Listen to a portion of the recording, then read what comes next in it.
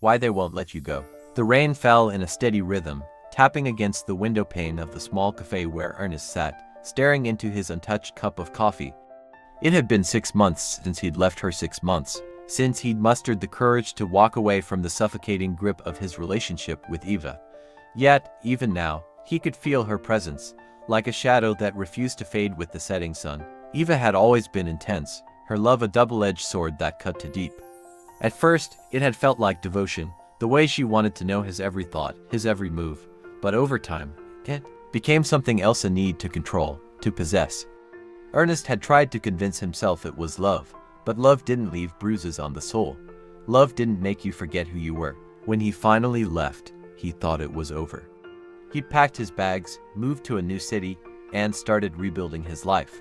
But Eva wasn't one to let go so easily. She didn't call or text. She didn't need to. Her energy seemed to follow him wherever he went, a phantom weight on his shoulders. He'd wake up in the middle of the night, certain he could feel her watching him. He'd catch a whiff of her perfume in crowded streets, though he knew she couldn't possibly be there. It was as if she had anchored herself to him, refusing to release him completely. Ernest tried to rationalize it. Maybe it was guilt, he thought. Maybe he was just haunted by the memories of what they'd been. But deep down, he knew it was more than that. Eva had always been skilled at manipulation, not just of his actions but of his emotions. She had a way of weaving herself into the fabric of his being, and even now, he wasn't sure how to unravel her. One evening, as he walked home from work, he saw her, or at least, he thought he did. A woman with the same dark hair, the same sharp posture, standing at the corner of the street. His heart raced, and he quickened his pace, turning down an alley to avoid her. When he glanced back, she was gone. But the feeling lingered, a cold, creeping dread that settled in his chest. That night, he dreamed of her. She was standing in the doorway of his apartment, her eyes piercing, her voice soft but commanding. "You can't escape me, Ernest," she said. "You'll never be free." He woke up drenched in sweat, the echo of her words ringing in his ears. He knew then that he couldn't keep running.